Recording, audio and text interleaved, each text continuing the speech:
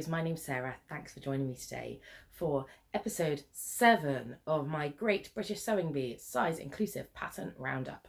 And this week was all about art. So obviously I think clothing can be wearable art, so it's an interesting concept, and they focused on some different artists and some different movements. So the pattern challenge was inspired by the artist Grayson Perry and involves a sort of baby doll style dress with a big collar with a frill and big puffy sleeves. Now, the pattern that came to mind straight away was the Nina Lee Bakerloo dress and blouse pattern.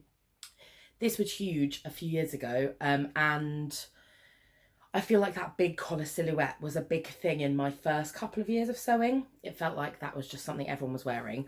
I have sewn that pattern up a couple of times. I've not done the dress version. I have done the blouse version there a couple of times. One was like a very sort of pastel-y, bright, fruity fabric, and I thought I looked like a clown. And then I made another one which was out of this really nice, it was like almost like a blue and white striped shirting fabric with pearls like sewn all over it.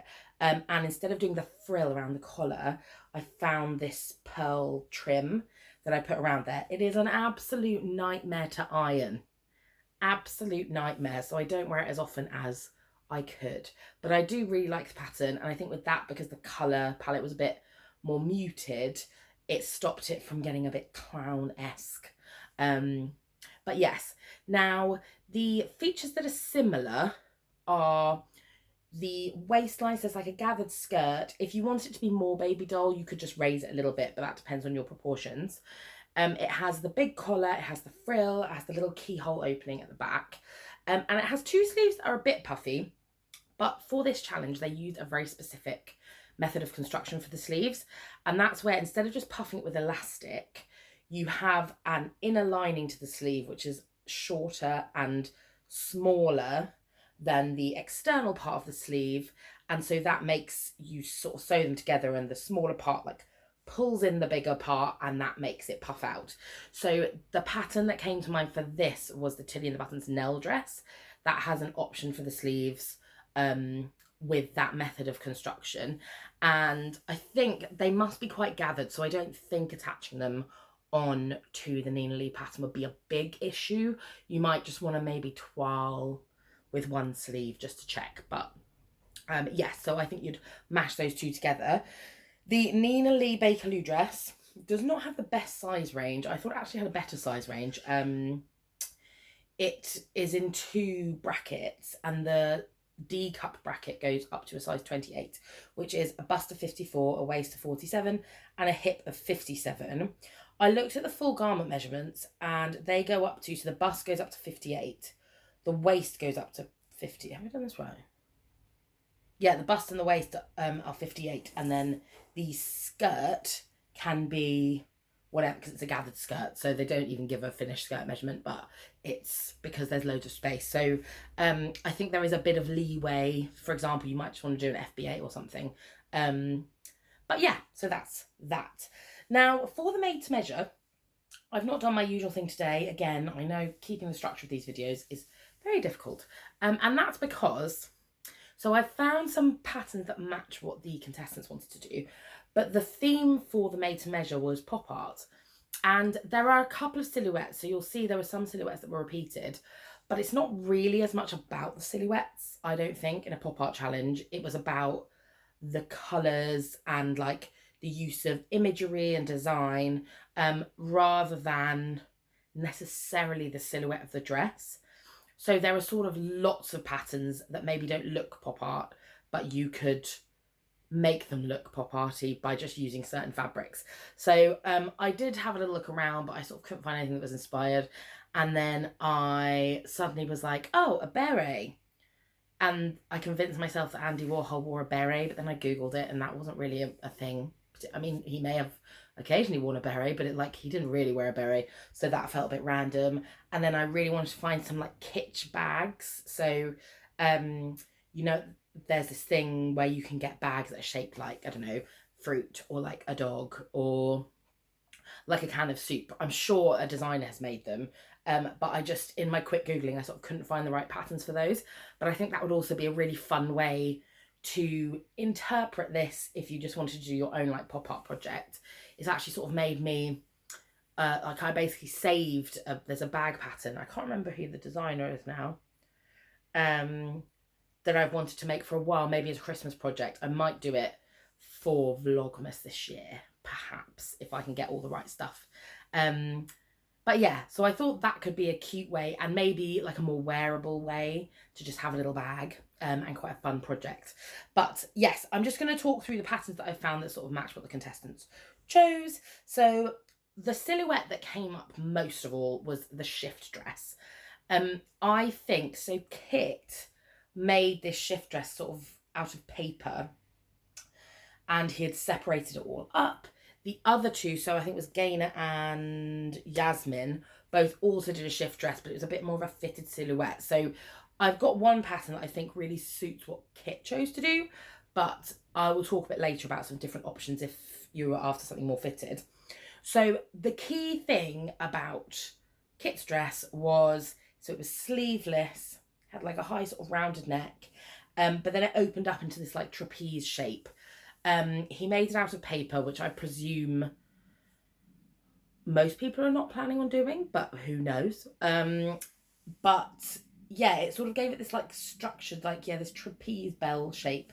And he split it up. So if we go back to the reduce, reuse, recycle challenges they used last week, where they sort of were making things out of other things, I sort of discussed how you can take most patterns and sort of chop the pieces up to give the patchwork effect. So that's what you'd have to do with this shift dress, basically. So the pattern I came up with was the Stylark Lena, or Lena, Lena, shift dress. And I picked this one because it had that most trapeze sort of shape. And what I think you could do is you could just put some like horsehair braid or something in the hem, and that would give it that bell shape. Or equally, you could just make it out of something really, either really drapey and have lots of movement, or you could use a stiffer fabric if you want it to hold that shape. But obviously that's a very like specific type of look you're going for there. This pattern I thought was nice. It's sleeveless. It's got this nice high boat neck. It's got that trapeze shape. It also has huge inseam pockets, which I thought were kind of nice. And a hem facing, and it's about calf length. So I thought this was actually quite a good match. No idea if this is what he used or not. I think Kit quite often self-drafts things. So yeah, but I thought this was a good option. This goes up to a bust of 67 3/4 inches, a waist of 61 inches, and a hip of 70 1/8 inch. So a really good size range. Then we had Orla's outfit. So Orla made these like flared trousers and this zip up big shoulder top. I focus on the flared trousers, and I've actually found in today's vlog I have 2 big 4 patterns with okay size ranges. Now I say this, the main thing that puts me off making big 4 patterns, not only is often the size, I just assume the size range isn't good, but like it's never very clear. I don't find it very clear exactly what the size range is. And I think I've worked it out, but I just feel like they could display it in a way that's more easy. But anyway, so the pattern I found is a McCall's pattern. It is M8369, and it is like a sort of knit cord, with flared trousers and like a little cropped top. And the reason I picked this one is because so Orla did this thing where she sort of put structure around the bottom hem, which meant that the flare really went out. And these trousers had the most structure at the bottom. Not the most structure, the most volume at the bottom. So I think you'd have the most fun with that. But also, because they're for a knit fabric, I thought these might actually be quite nice to wear. I quite fancy a pair of these. I had some sort of gently, I'd say they're maybe more bootleg than flared, sort of legging type trouser things from Sweaty Betty. And I love them. They've sort of all worn out now, but I did really love them. So I think maybe I could make myself some little flares. Who do I think I am with my short legs? But whatever.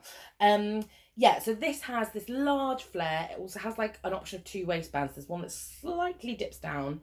They're both quite thick, chunky waistbands, but one is straight across and one like slightly dips like into a little V in the middle. And I just thought they looked actually very nice. So if I can bring myself to attempt a big 4 pattern, I think this would be a really good match. It goes up to a waist of 51.5 inches and a hip of 58 inches, if I've read the size chart correctly. Who knows? But yeah, I thought there were a couple of other trousers that did have a good size range and a bit of a flare, but it was like a very sort of subtle, stylish flare. And I thought we wanted something more extreme for this theme. And then the last pattern is one that I've actually made. And this is the cape. So Yasmin made this really cool cape that she had turned into like the silhouette of her face on one side. Again, I suspect she's designed that element herself. I could be wrong, but I didn't find a face cape. But I have actually made a cape before. And again, it's a big 4 pattern. The joy of a cape is that it's very roomy. So there are sizes, but the sizing is all quite relaxed. And I made this when I was very unskilled and very overconfident. It was terribly made. Although I look back at the pictures and it looks quite nice. But I remember the lining, I made it in a red wool. I'll try and put a picture here of it. It was like a red boiled wool and lined in this strawberry print satin fabric. And I just remember the satin being an absolute mess on the inside. All the wool stuff was fine, but the lining was a mess. Yeah, it was definitely too advanced for me, that project.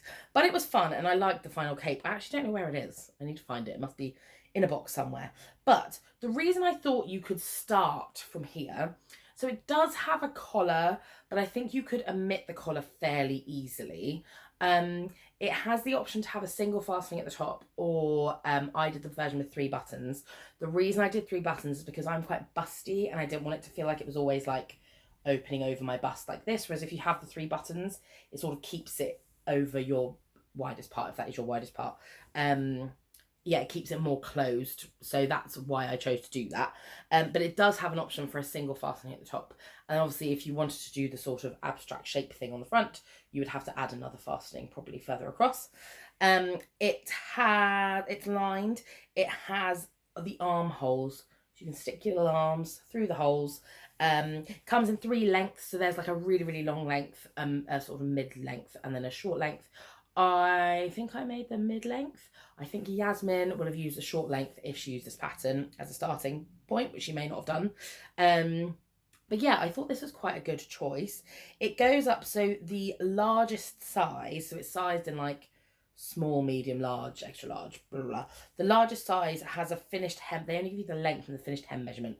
The finished hem goes up to 80.7 inches. So yeah, there's obviously like, I mean, it's a cape. I would say the main thing is just with that closure. Again, as I said, if you're busty, you just maybe want a bit more help there, or a little hook or something. But yeah, I would actually, looking at it, I was thinking maybe I should try that pattern again, because it was a long time ago and I've learned a lot since then. So maybe one day there'll be a cape in my future. Don't know. But yeah, so that is it for the patterns I found.